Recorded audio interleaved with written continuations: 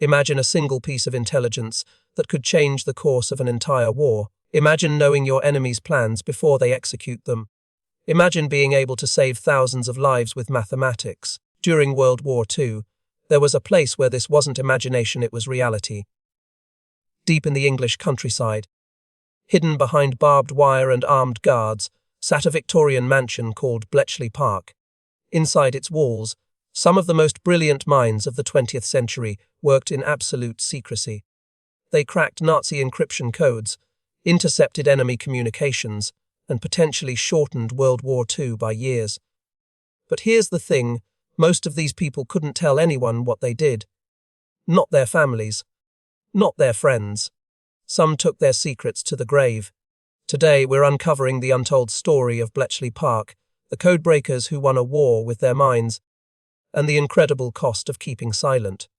To understand why Bletchley Park was so crucial, we need to understand what they were up against: the Enigma machine. In the 1920s, the German military adopted the Enigma as their primary encryption device. It looked unassuming, like a typewriter with extra rotors and wiring. But it was revolutionary. The Enigma could encrypt messages with such complexity that the Germans believed it was mathematically impossible to break. They called it their unbreakable code. Here's how it worked. You'd type a message into the Enigma machine. An electrical signal would pass through a series of rotating disks called rotors that scrambled each letter into something completely different. Then it would pass through a reflector and back through the rotors again, creating a double encryption. The result: one letter could be substituted for a completely different letter using an almost infinite number of possible combinations. In fact, there were 158 quintillion possible Enigma settings. That's 158 followed by 18 zeros. The Germans were so confident in their machine that they never believed anyone could crack it. But that confidence was about to be tested. The impact of the Enigma machine on World War II cannot be overstated.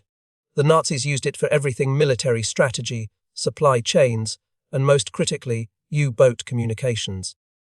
Those submarines were strangling Britain. They were sinking merchant ships faster than the Allies could replace them, cutting off vital supplies. If the Allies couldn't figure out where those U-boats were and what they were doing, Britain could starve. The problem was urgent. The stakes were impossibly high, and the solution seemed impossible. That's where Bletchley Park came in. In 1939, with war looming over Europe, British intelligence officials needed a secret location to conduct their code-breaking operations. They chose an unlikely place, a Victorian mansion in Buckinghamshire called Bletchley Park. The location was perfect. It was isolated enough to be secure, but close enough to London to receive intelligence quickly. The grounds were large enough to expand, and it had something else: a railway connection and proximity to universities, which meant they could recruit talent. Bletchley Park was given a cover name: Station X. Inside the perimeter fence and guard posts, security was absolute. Different sections didn't know what other sections were doing. Workers used code names. Files were compartmentalized. It was a fortress of secrets. What started as a small operation quickly expanded. By 1941, there were hundreds of workers. By 1943, there were thousands. At its peak, Bletchley Park employed nearly 10,000 people, many of them women, all working toward one goal: breaking the Nazi codes. The facility grew outward in a series of wooden huts, each one working on a different piece of the puzzle. Hut 3 worked on Army and Air Force Enigma. Hut 4 worked on Naval Enigma, which was considered nearly impossible to crack.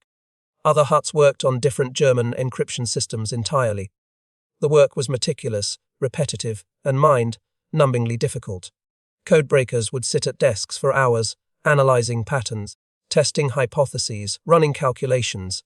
The facility never stopped. There were shifts, breaks, but the work continued 24 hours a day, 7 days a week. Most of the people who worked there never understood the full scope of what they were doing. They knew their small piece. They didn't know how it connected, and they didn't know the impact their work was having on the war. This compartmentalization was by design. It protected the operation. But it also meant that thousands of people spent years working on the most important intelligence project of the war without knowing how much their efforts mattered. While Bletchley Park employed thousands, the operation depended on a handful of extraordinary minds. These were people who thought differently, saw patterns others missed, and refused to accept that something was impossible. The most famous was Alan Turing. Turing was a mathematician and logician who arrived at Bletchley Park in 1939. He was brilliant but socially awkward. He didn't fit neatly into hierarchies or follow conventional thinking. He was exactly what Bletchley Park needed. Turing's major contribution was designing a machine called the bomb. This wasn't just any machine, it was an early electromechanical computer, a breakthrough in computational technology. The bomb could test thousands of possible Enigma settings automatically, something that would have taken humans weeks to do by hand. It reduced an impossible task to something that could be accomplished in hours. The name, Bomby, came from earlier Polish code-breaking work. Polish mathematicians had developed the concept years before, and their knowledge was passed to the British. Turing took that foundation and created something more powerful, more sophisticated. But Turing was just one piece of the puzzle. Joan Clarke was another crucial figure. In an era when women were largely excluded from intellectual work, Clarke became one of the senior codebreakers at Bletchley Park. She worked on Naval Enigma, the most difficult variant, and she was brilliant at it. Her colleagues described her as having an intuitive understanding of the problem that bordered on genius. Despite her talent, Clarke faced constant discrimination.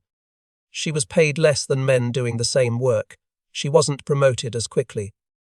When she got engaged, there were suggestions she should leave her job. The fact that she remained, did exceptional work, and earned the respect of her peers speaks volumes about her determination. Then there was Christopher Morcom, another mathematician whose theoretical work was crucial to understanding how to break Enigma. Morcom was only in his early 20s when he started at Bletchley, but his insights were invaluable. Tragically, he died from tuberculosis in 1943 at just 24 years old. His death was a profound loss to the team. Bletchley Park also recruited problem solvers in unconventional ways. They hired chess champions, because chess taught you to think strategically and anticipate your opponent. They hired crossword puzzle champions because they were skilled at pattern recognition and lateral thinking. They recruited linguists, mathematicians, and logicians. If you could think creatively and solve complex problems, they wanted you. What made Bletchley Park special wasn't just the individual geniuses, though. It was the culture. It was a place where brilliant people were encouraged to think differently, to challenge assumptions, and to take risks with their ideas. Rank mattered less than insight. A junior codebreaker could challenge a senior officer's approach if they had a better idea. For many of these workers, Bletchley Park was the most intellectually stimulating place they'd ever been. It was where they could do the best work of their lives. But they had to keep it secret. All of it. So how exactly did they break the Enigma? The answer is more human than you might think. The Polish mathematicians had made early progress before the war, and they shared their knowledge with the British. That foundation was crucial. But the Germans continuously improved their Enigma machines, adding new rotors and complications. What worked one month might not work the next. The key insight was something called cribs. A crib was a piece of known plaintext, a word or phrase that codebreakers were confident appeared in an encrypted message. If you knew what a message said in plain German, and you had the encrypted version, you could work backward to figure out the Enigma settings used that day. For example, German military messages often began the same way. They'd include weather reports at predictable times.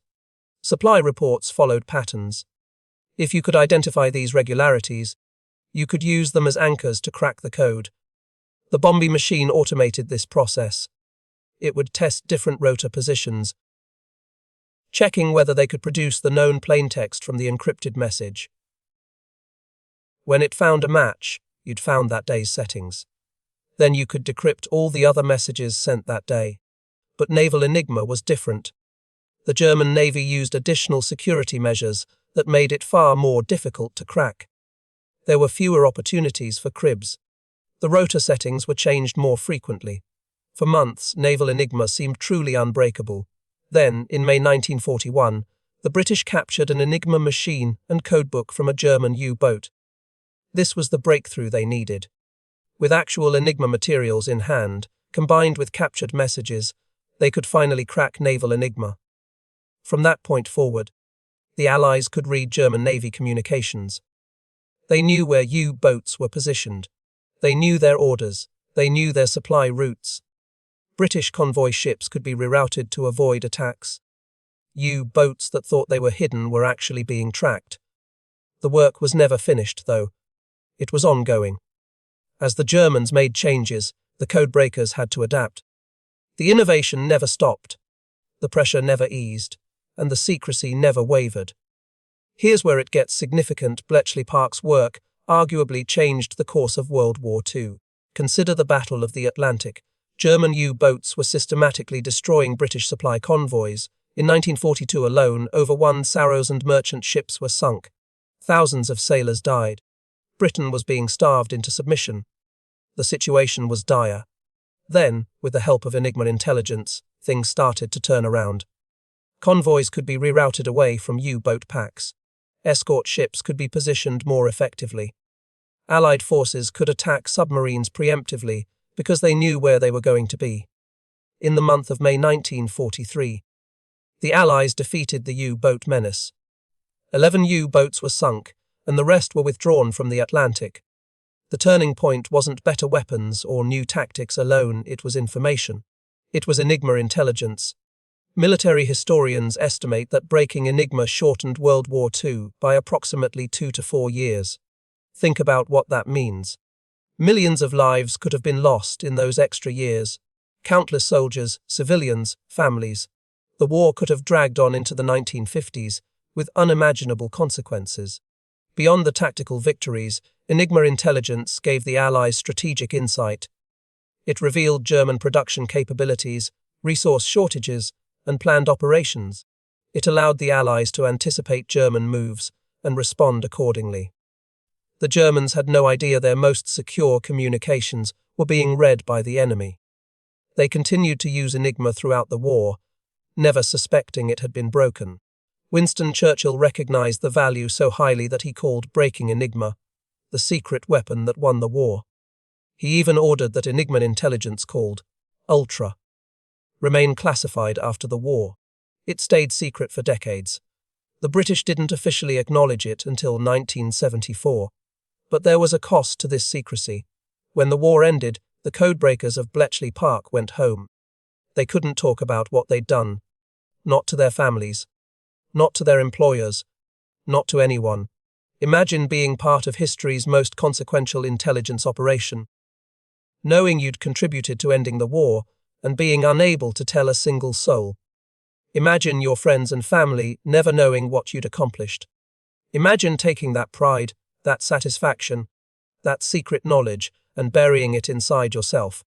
Many codebreakers struggled with this. Some developed anxiety and depression. Others felt isolated and misunderstood. They'd spent the most important years of their lives doing the most important work possible, and then suddenly it was over, and they had to pretend it never happened.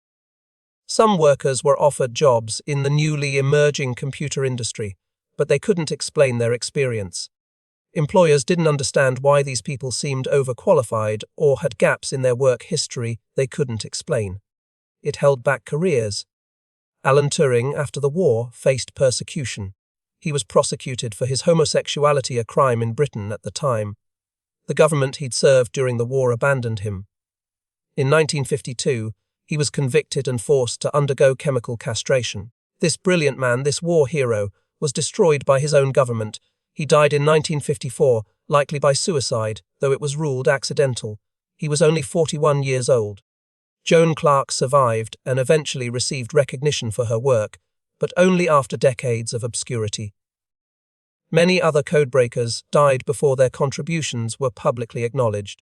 Some workers at Bletchley Park never spoke about their experience, even after the official secrecy ended. The habit of silence ran too deep. They'd kept the secret for so long that revealing it felt impossible.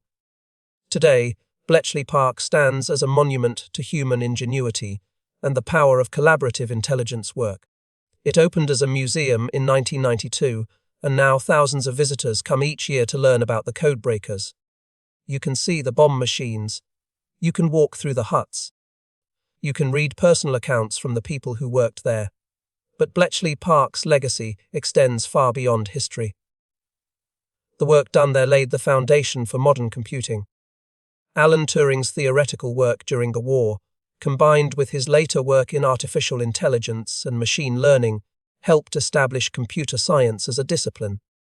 The Bumby machine was, in many ways, an early computer. The principles Turing developed at Bletchley Park are still relevant to encryption and cybersecurity today. In 2009, the British government officially apologised to Alan Turing for his persecution. In 2013, he was posthumously pardoned.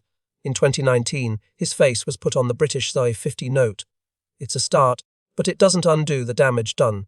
Joan Clarke lived until 1996, long enough to see her contributions recognised. Her story was featured in the 2014 film, The Imitation Game, which sparked renewed interest in Bletchley Park and its codebreakers. The remaining survivors of Bletchley Park have, in their later years, been able to speak openly about their experiences. Some have written books, given interviews, and shared their stories.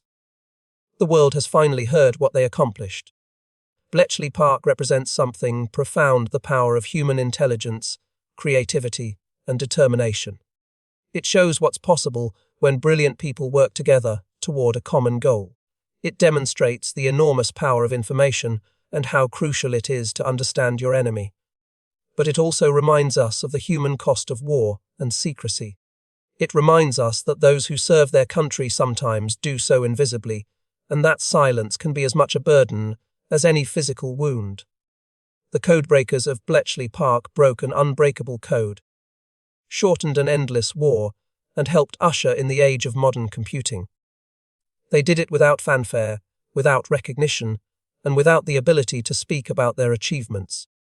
Their story is a remarkable chapter in World War II history, one that deserves to be remembered and celebrated. If you enjoyed this deep dive into one of World War II's greatest secrets, please subscribe to the channel for more lesser-known stories from the war. Hit the notification bell so you don't miss our next video. Thank you for watching, and I'll see you next time.